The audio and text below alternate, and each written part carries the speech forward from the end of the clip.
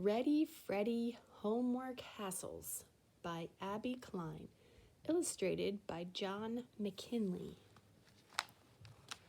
Homework Hassles. Ready, Freddy Homework Hassles by Abby Klein, illustrated by John McKinley. Chapters 1. The assignment. 2. Hanging around. 3. The plan. 4. In the dark of night. 5. Is it broken? 6. Not so bad after all. 7. King of the world. 8. The report. 9. Help! 10. Teddy bear underwear. Freddy's Fun Pages, page 91. I have a problem. A really, really big problem. I hate doing homework, and I have a report due next week. Let me tell you about it. Chapter 1. The assignment. Okay, class, said our teacher, Mrs. Whooshy. Please listen carefully. I'm going to tell you about a very special homework assignment. The class groaned. I think you will all really enjoy this assignment, Mrs. Whooshy continued. Since we have been studying nocturnal animals, I thought it would be fun if you each chose a nocturnal animal to learn a little bit more about, and then shared what you've learned with the class. Oh, I want to do a bunny, said Chloe, wrinkling up her nose. They're so cute and cuddly and cute. Bunnies, Max snickered. You can't do a bunny, stupid, because bunnies are not nocturnal. Max, how many times have I told you not to use the word stupid? Mrs. Whooshy asked. Sorry, he mumbled. But you are correct, said Mrs. Whooshy. Bunnies are not nocturnal animals. Who remembers what nocturnal means? Robbie's hand shot up. Robbie is my best friend, and he is really smart. He's like a walking encyclopedia of science.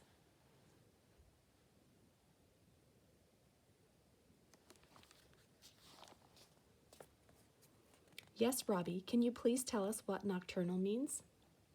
If something is nocturnal, then it is awake at night and sleeps during the day.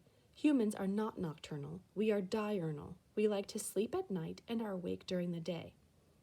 Very good, Robbie. That's right. Nocturnal animals do all of their work at night. They eat, hunt, and play when it is dark. Ew, that's scary, said Chloe. I'm glad I'm not nocturnal. I'm scared of the dark, she said, pretending to shiver. Just then, Max, who was sitting right behind her, leaned over and shouted, "Boo!" in her ear. Chloe jumped and screamed like a baby. Ah! Max was rolling around on the floor, laughing hysterically. Chloe stood up, pouting, hands on her hips, and whined. Did you see what he did, Mrs. Whooshy? I think he should get a timeout. Chloe, said Mrs. Whooshy, you are not the teacher. I will take care of this. Max, you need to apologize to Chloe. Sorry I scared you, little baby, he said, still laughing. All right, that's enough, Max. Please go sit in that chair over there. Max got up to go sit in the chair on the other side of the room, and Chloe smoothed her ruffled pink party dress and sat back down on the rug. I don't know why she wears party dresses to school. She's such a little fancy pants. Okay, now where were we? Mrs. Whooshy said and sighed. Oh, yes. Does anyone know what animal they'd like to do? Robbie raised his hand. I want to do geckos because I have a leopard gecko named Violet at home. I could stay up late and study her. Yes, Jessie, said Mrs. Whooshy. I'll do raccoons. My abuela calls them banditos because they look just like little robbers with their black masks. Hey, that's what I wanted to do, Max called out from his chair. Well, said Mrs. Whooshy, maybe next time you'll be a better listener and you can pick first. But for this assignment, Josie gets to do raccoons. Aw, that's not fair, Mrs. Whooshy, Max complained. Max, not another word from you. Other kids kept raising their hands. It seemed as if everyone in the class had an idea, except me. Freddie, said Mrs. Whooshy, do you have any ideas? Nope. Well, you have time to think about it. Everyone will give a little report to the class next week. You might also want to include some pictures of your animals. I wrote the assignment down on this paper, so make sure you show it to your parents. This is going to be so cool, Robbie whispered excitedly. Yeah, right, I whispered back. Maybe for you, Brainiac. Hey, do you want to bring Violet over tonight and we can stay up late and watch what she does at night? Are you kidding? Your mother would never let me bring a lizard into your house. Yeah, that's true. Well, you and I can stay up late anyway and see what it's like to be nocturnal. Yeah, maybe we'll even stay up all night, Robbie said. Now you're talking. I've never stayed up all night before. Great idea. I can't wait. Chapter 2, Hanging Around. I could hardly wait for Robbie to come over. We had big plans for the night.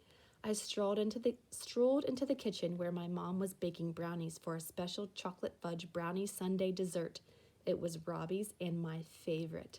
A thick, rich chocolate brownie, 2 scoops of vanilla ice cream, lots of fudge sauce, rainbow sprinkles, whipped cream, and a cherry on top. Those smell yummy, I said. Mom, how much longer until Robbie gets here? Boy, you've sure got ants in your pants, my mom said. Do you two have something special planned for tonight? No, just the usual, I answered. There was no way I was going to let her in on our little secret. She would never let us stay up all night. Never.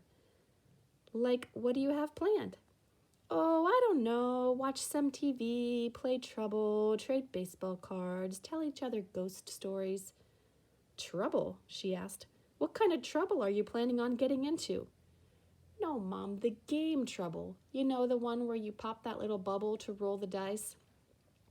Oh, good. For a minute there, you had me worried that you two were planning on getting into trouble. Just then, my big sister Susie walked into the room. Trouble? Who's getting into trouble? She asked. What did Freddie do this time, Mom? Just shut up, booger breath, I said. I didn't do anything. That's what you always say, she answered, sticking her tongue out. Leave me alone, brat. Mom and I were just talking about tonight, and it's none of your beeswax. Ugh, Susie groaned. I forgot you have your little sleepover tonight. I'll have double trouble. All right, Susie, that's enough, my mom said. Stop picking on Freddie. Well, you guys better leave me alone this time, Susie continued, or you'll be sorry, she whispered in my ear. What are you talking about, Susie? My mom asked. Don't you remember, Mom? The last time Robbie slept over, they put a snail in my bed, and when I got in, it started to crawl up my leg. It was the grossest thing that's ever happened to me. I didn't want to get in my bed for a week. We didn't put it there, I said, giggling. It crawled there all by itself. We left it on the bathroom mirror to see what kind of cool design the snail trail would make, but when we came back to check on it, it was gone. I can't help it that it decided to crawl into your bed. You brought that snail into the house, my mom said. How many times have I told you not to bring animals into this house, especially slimy ones? My mom is a neat freak. We aren't allowed to eat anywhere except in the kitchen, and the only pet I'm allowed to have is my goldfish Mako, because he doesn't shed, smell, or have a cage that needs cleaning. Sorry, Mom. I promise it won't happen again, I said. Yeah, right, Susie snickered. Just when I thought I couldn't wait any longer, the doorbell rang. That must be Robbie. I'll get it, I called as I ran to the door. The night was just beginning. Chapter 3, The Plan. I loved when Robbie came to sleep over. We always had so much fun. He was really good at making up secret plans, and tonight's plan was the best one ever. My parents had already tucked us in. They thought the two of us were asleep. I turned on my special shark head flashlight. How are we going to stay up all night? I whispered. Last year, on Christmas Eve, I tried to stay up all night and wait for Santa, but I fell asleep before he came. I hit my forehead with the palm of my hand. Think, think, think. Easy, said Robbie. We'll read scary stories from your new shark book, Monsters of the Deep. Play Space Invaders with our Commander Upchuck figures. Eat lots of candy. Candy? I asked. I don't have any candy. You know my mom doesn't let me eat anything in my room. I know, Robbie said, smiling. That's why I hid some in my backpack. Jelly beans, chocolate bars, lollipops, the kind that take forever to suck. You're awesome, I said, hugging him. We just have to be extra careful that we don't leave any wrappers lying around. And then, Robbie said, when the house is quiet and we know for sure that your parents are asleep, we'll sneak out into the backyard and see what kind of nocturnal animals we can find. You mean go outside in the dark? I asked nervously. Yeah, my mom got me these really cool night vision goggles and I've been dying to try them out. We'll freeze out there. Where's your sense of adventure? Why are you being such a fraidy cat? I'm not a fraidy cat. Well, you're sure acting like one, Robbie said. I just want to make sure that we have it all planned out, I said, because I don't want to wake up my parents. If they find out that I went outside in the middle of the night, I'll be grounded for life. I did it once before to save that baby bird Winger, and my dad thought I was some robber. He almost called the police. That night, I promised him I would never go outside in the middle of the night again. Stop worrying. They won't find out. I know we have the perfect plan, Robbie reassured me. We wait until everyone is asleep and then we go. It'll be great. We can pretend that we're secret agents on a special mission. Robbie read me scary shark stories by flashlight, and we stuffed ourselves with candy until the light in the hallway went off. That was our signal that everyone had gone to sleep. We waited a little while longer just to be safe. Then I carefully opened my bedroom door and peeked out. The coast is clear, I whispered to Robbie. We quietly put our coats on over our pajamas and grabbed our shoes. You have to carry your shoes and put them on downstairs, I said. I'm hoping my mom won't hear us if we walk in our socks. Also, put your flashlight in your pocket.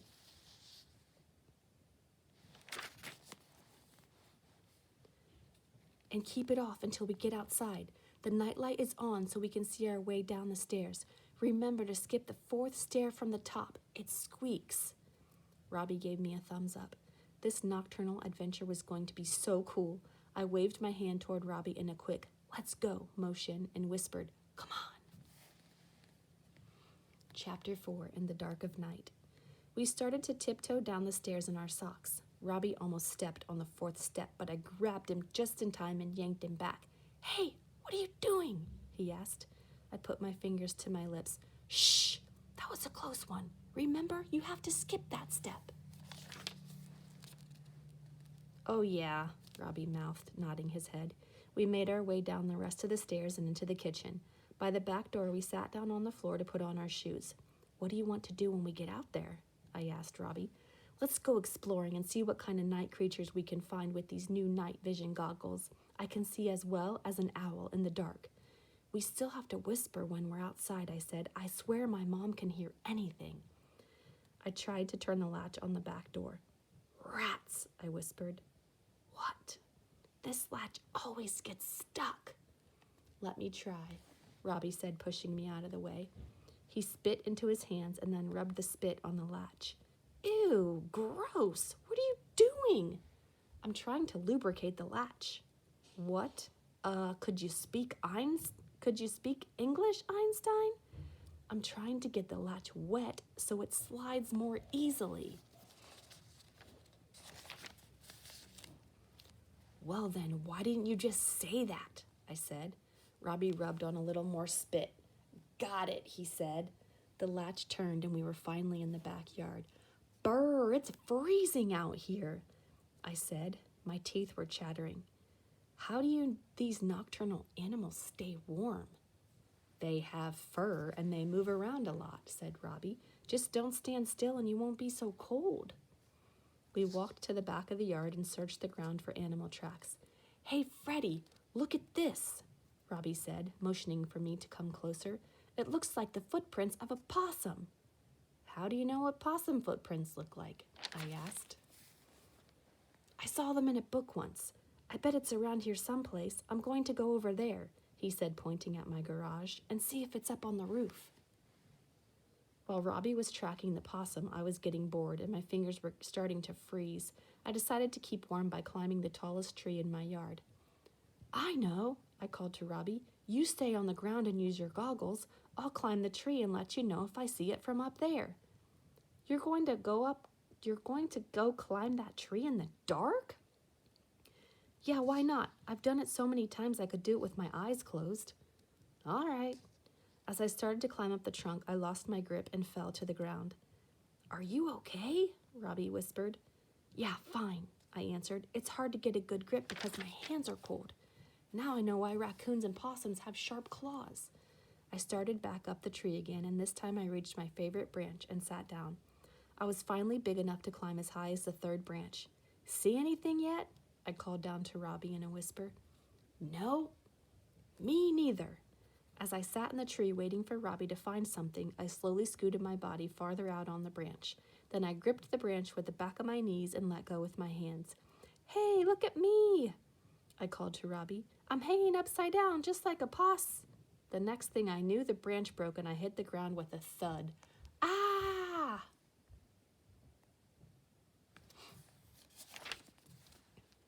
Chapter 5. Is it broken? The emergency room was full of people, even in the middle of the night. We had already been waiting there an hour, and my right arm was killing me. My mom was convinced that it was broken. When is it going to be our turn? Susie whined. My parents had to wake her up in the middle of the night to come to the hospital with us. Don't even start, Susie, my dad said. If anyone should be complaining, it's Freddie, my mom said, turning to me. Are you okay, baby? She had tied a blanket under my arm and around my neck like a sling to keep my arm from moving. It really hurts, Mom, I said, sniffling. Can you wiggle your fingers like this? My dad asked, moving all his fingers up and down. Nope, I said, wincing in pain.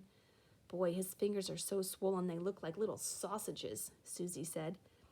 If they weren't so swollen, I'd give you a big knuckle sandwich right now, I said, glaring at her.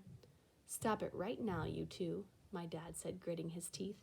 Just then, the nurse called my name. Freddie Thresher? Finally, I said, and sighed. Just follow me, please, she said. We followed her into an examining room where she took my blood pressure and carefully unwrapped my arm to get a better look. Dr. Carlton will be here in a minute, she said as she left the room. A few minutes later, Dr. Carlton came in. Dr. Carton came in. Well, hello there, cutie, she said. Let's take a look at that arm. Now tell me, how did this happen? I fell out of a tree, I answered. What were you doing in a tree in the middle of the night? Don't ask, my mom answered, rolling her eyes. Well, it certainly looks broken to me, but we're going to take an x-ray to be sure. Freddie and I will be back in a few minutes, she said, smiling. She put me in a wheelchair and wheeled me down to the x-ray room. She lifted me onto a bed and told me to stay real still. Then she left the room and I was alone in the dark. My stomach started to do flip-flops. I didn't know what was going to happen. I'd never had an x-ray before. All done, she said, when she came back into the room a minute later. That's it? I asked. Yep, that's it. Is it broken? I asked nervously. It sure is. A nice clean break. Let's go tell your parents. Do we have to? I thought. When this was all over, I was going to get the biggest punishment of my life. She wheeled me back to the room where Susie and my parents were all anxiously waiting to hear the news. Is it broken, doctor? My dad asked. I'm afraid so. I knew it, my mom said. We'll have to put it in a cast. I suddenly felt sick. A cast? Susie said. You are so lucky, Freddie. Casts are so cool. All your friends can sign it, and you don't have to do homework for a whole month. Hey, maybe breaking my arm wouldn't be so bad. I kind of like that part about not having to do homework. Oh, Susie, don't be ridiculous, my mom said. Breaking your arm is not so lucky. Freddie, what color would you like your cast to be? Dr. Carton asked. I thought casts were white, my dad said. Not anymore, Dr. Carton said. Now they come in designer colors. Can I have blue-gray? Blue-gray? Why blue-gray? Dr. Carton asked, puzzled. Because that's my favorite color. It's the color of thresher sharks. You'll have to excuse him, my dad said. He's a shark freak. Oh, Dr. Carton said, smiling. Well, I don't have a blue-gray, but I have a nice light blue color. How does that sound? Great, I said. By the time Dr. Carton got done setting my cast. It was almost 4 o'clock a.m. I had stayed up all night after all. Chapter 6. Not so bad after all. There were only 2 bad things about breaking my arm. 1, my punishment. I couldn't have a sleepover with Robbie for a whole month. 2, I had to wrap my cast in a plastic bag whenever I took a bath. Because I couldn't get my cast wet, my mom didn't let me play with my sharks in the tub. Otherwise, breaking my arm had its advantages. My parents and my sister had to do a lot of stuff for me. On Monday morning, my mom had to help me get dressed for school because it was hard for me to lift my arm over my head to put on my shark t-shirt. "Be careful, baby," my mom said. "Lift your arm slowly. Are you okay?" "Yeah, but it's still pretty sore, so I don't think I can make my bed." "Oh, don't be silly, sweetheart. I don't expect you to make your bed. Not with a broken arm. Dr. Carton told you to move it as little as possible." Not make my bed? This was great. My mom was such a neat freak that I usually had to make my bed before I came down for breakfast. And she would do a bed check while I was eating to make sure I had really done it. "Where's your backpack, honey?" my mom asked. "I'm going to carry it downstairs for you." "I think I threw it in the closet." "Freddie, you know I like you to hang it up on the hook so it stays nice." Stays nice? Who was she kidding? No boy's backpack stays nice. If it looks too clean, kids think you're a geek. In fact, when she bought it, I stepped on it with my dirty shoes and dropped it in a mud puddle just so it wouldn't look brand new. She found my backpack and we went upstairs. "How's it feel this morning, sport?" my dad asked, looking up from his paper.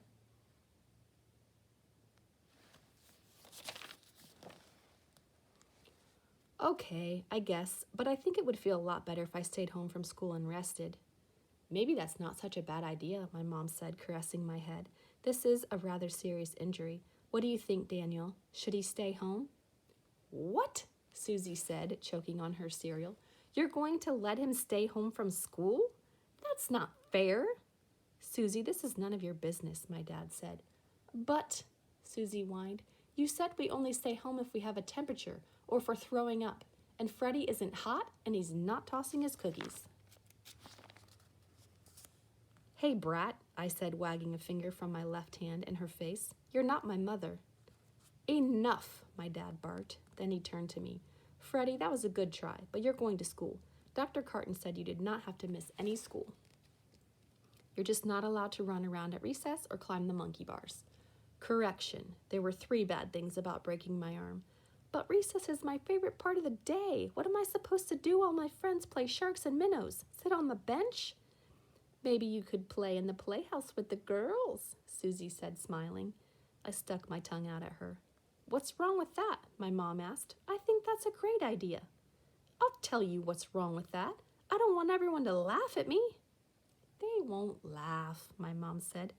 "Yes, they will, especially Max. You know, the biggest bully in the whole 1st grade. He'll laugh and laugh."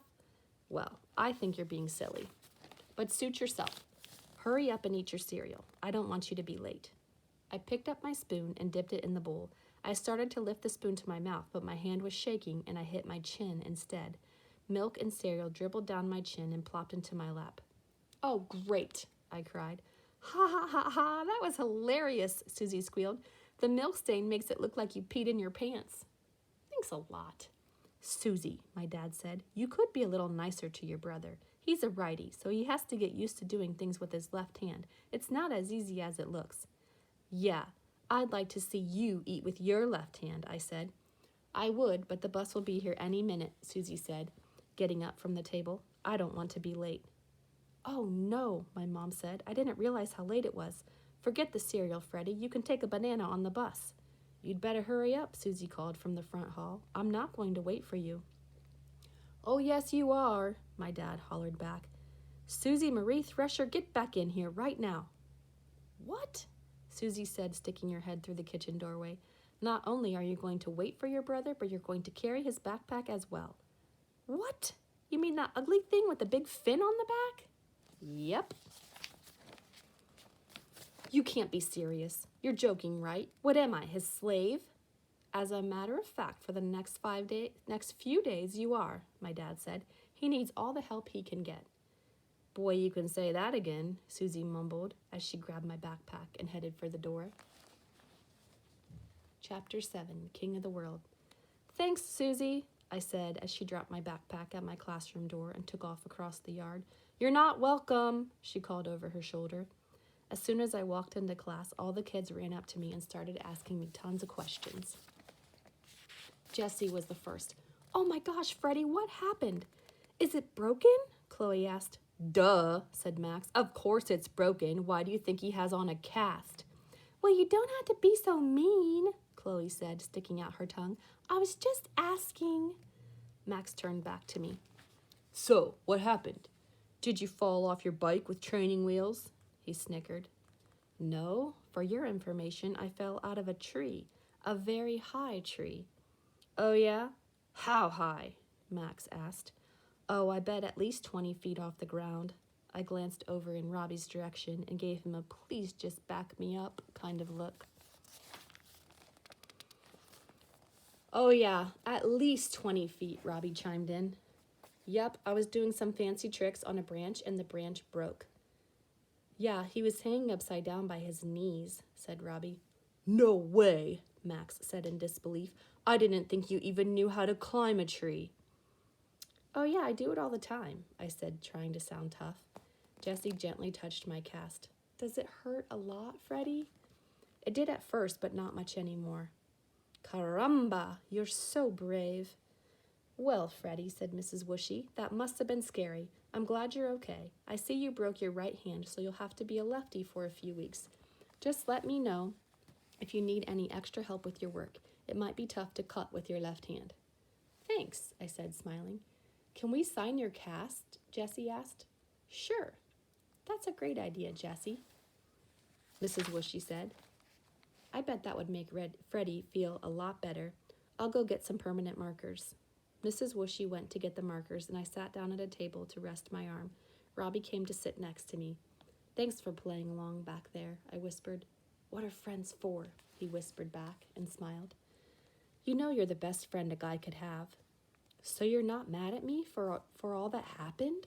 Robbie asked. Nah, it's not your fault. I was the one who climbed the tree. Just then, Mrs. Whooshy came back. Okay, everyone, let's line up and you can take turns signing Freddie's cast. Max, of course, pushed and shoved his way to the front of the line and then wrote his name on it really huge. Too bad the markers were permanent.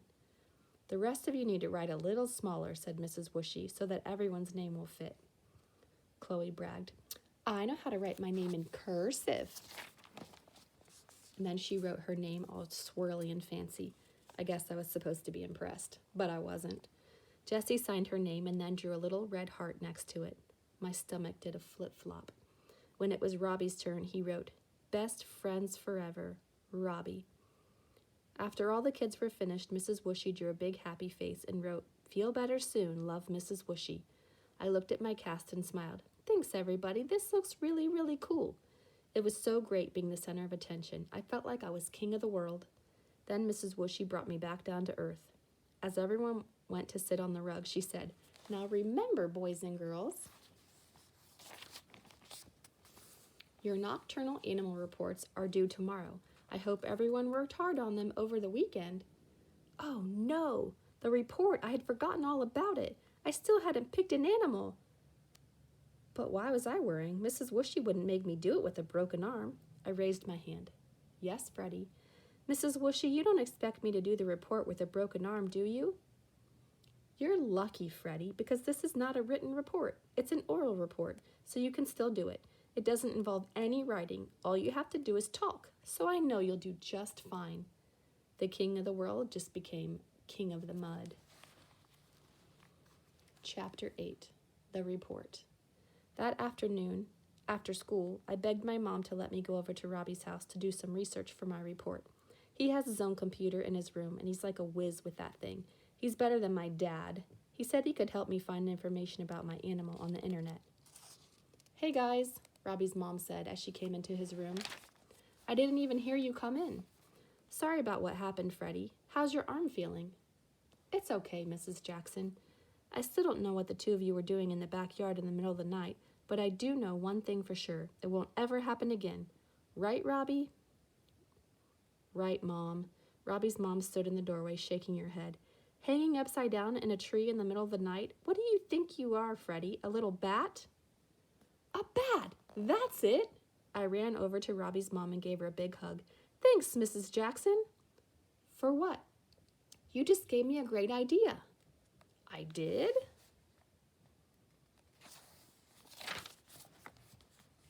Yeah, I didn't know which nocturnal animal to pick for my report, but now I know. A bat. Great idea. Let me know if you boys need any help. Okay, thanks, Mom, Robbie said, as his mom turned and left. All right, Freddie, let's see what we can find. His fingers started flying over the keys. Oh, here's a great site for bats. It tells you all kinds of interesting information. He started reading some of it to me. Even though he's in first grade, he reads better than a fourth grader. Most bats eat either fruit or insects. Fruit sounds good, but once I ate a cricket and it made me vomit, I said. Thank you for sharing, Robbie said, making a face.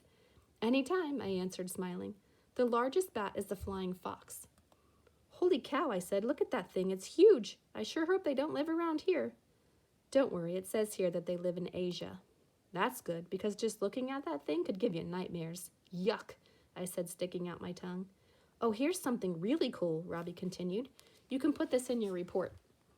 Bats have sort of a sixth sense called echolocation that they use to help them move around in the dark. What? Echolocation. Insect-eating bats send out high-pitched sound, and then the sound bounces off objects around them and comes back to their ears. This is how they sense if there is a tree they're about to fly into, or if there is an insect near them to eat. Hey, I wish I had that sense when I get up in the bathroom in the middle of the night. I'm always smacking my face right into the bathroom door. Oh, so that explains why your face looks like that. Very funny, I said. What does it say about hanging upside down? Let's see. It says that bats hang upside down when they are resting, and they wrap their wings around themselves like blankets to keep warm. When a mother bat gives birth, she hangs by her thumb claws with her head up and makes a basket with her body. The baby slides down into it. But if there's no nest, then doesn't the egg just fall to the ground and crack when it comes out of the mom? I asked. Bats don't lay eggs. They don't? No, even though they fly, they are not birds. They are mammals. What's a mammal? You're a mammal. And you're crazy. No, really, Freddie, a mammal means that you were born alive, not from an egg. Your body has hair and you drink your mother's milk. Oh, I get it. Geez, you sure know a lot of stuff, Robbie. Bat babies are born alive from their moms, and the mom catches them with her body when they come out so they don't fall to the ground. Wow, bats are pretty interesting. I'm glad I picked them. Can you print that stuff out for me, Robbie? Sure, just promise me one thing. What? You don't go on any night flights tonight? Chapter 9. Help. After I got home from Robbie's, my mom was helping me organize my report when Susie walked in. What are you doing? I'm trying to practice my report. I have to do it tomorrow. What's your stupid report about? Susie asked. Bats? Ew, gross. Bats suck your blood. That's what I used to think, but they're actually really gentle animals. Only the vampire bat drinks blood, and it rarely bites humans. It mostly laps up the blood of big animals like cows. It doesn't live in North America. Wow, I think you're spending too much time around Robbie, Susie said. His geekiness is rubbing off on you. You totally sounded just like him. What's wrong with that? My mom said. Robbie's a very smart little boy. He's a big science geek, Susie said. He is not, I said. He's my best friend, so just shut up, fathead. All right, you two, my mom said. Susie, sit down and let Freddie do his report for you. He's nervous, so he needs to practice a bit in front of an audience. I don't want to do it for her. Well, I don't have time anyway. I have to do my homework. You have 5 minutes, my mom said, leading Susie over to a chair. Just sit. Do I have to do it for her? Yes, it's good practice. Now come on. I recited my report. When I was finished, my mom said, See, Freddie, there's nothing to be nervous about. You just did great. I don't get nervous in front of Susie, Mom, but I know I'm just going to freeze up in front of the class. I was really nervous before my first oral report too, Susie said. You know what Dad told me to do? No, what? He told me to just imagine everyone sitting there in their underwear. I did, and it was so funny, I totally forgot about being nervous. It really worked? Yep. Just then the phone rang and my mom got up to answer it. I'll be back in a minute. Your report is missing something, though, Susie said. What? Pictures. Kids like to see pictures. I could cut and paste these from the computer. They're not big enough. Well, with my arm like this, I can't draw any. I'll make some for you, Susie said. Really? You'd do that for me? I'll make you a deal. I will draw your pictures for your report if you promise to carry your own backpack from now on instead of making me do it. You didn't break both your arms. Your left one still works, right? But Mom and Dad, do we have a deal or not? Deal, I said as we locked pinkies. Of course I had to use my left one. You're the best big sister in the whole world. I know. Chapter 10, Teddy Bear Underwear. The next day at school, when it was time to do our reports, Mrs. Whooshy picked me to go first. As I got up in front of the class, my stomach started doing flip-flops. I thought I was going to throw up right there, but then I remembered what Susie told me. I closed my eyes. I imagined everyone in his underwear. Chloe had on pink underwear with flowers and lace, but Max's were the best. He had on undies with little teddy bears. The biggest bully in all of first grade had teddy bear underwear. Are you okay, Freddie? Mrs. Whooshy whispered in my ear. I opened my eyes and smiled a great big smile. Yeah, I'm fine. Just great, I said. Then, with Robbie holding up my pictures, I recited my whole report perfectly. When I finished, everybody clapped. Well, Freddie, said Mrs. Whooshy, you did a fabulous job, even with a broken arm. You should be proud of yourself. I barely heard her. I was still thinking about Max and his teddy bear underwear. This is a letter from the author. Dear reader, I am both a teacher and a mom, so I really know how much kids hate homework. I know you love the weekends because then you don't have to do any homework. As a teacher, I have heard all the excuses for why kids don't have their homework. I forgot it at home, I left it in my mom's car, I dropped it on the way to school, and of course, my dog ate it. One time, a little boy in my class told me his dog ate his homework. I didn't believe him until he showed me all the chewed up pieces. I hope you have as much fun reading Homework Hassles as I had writing it. Happy reading, Abby Klein. I hope you liked the book, Homework Hassles by Abby Klein. If you want to take the AR test, I do not have the number written down, sorry. You'll just have to type Homework Hassles. I'll put it in the email that I send to your mom and dad. I'll put the quiz number for you.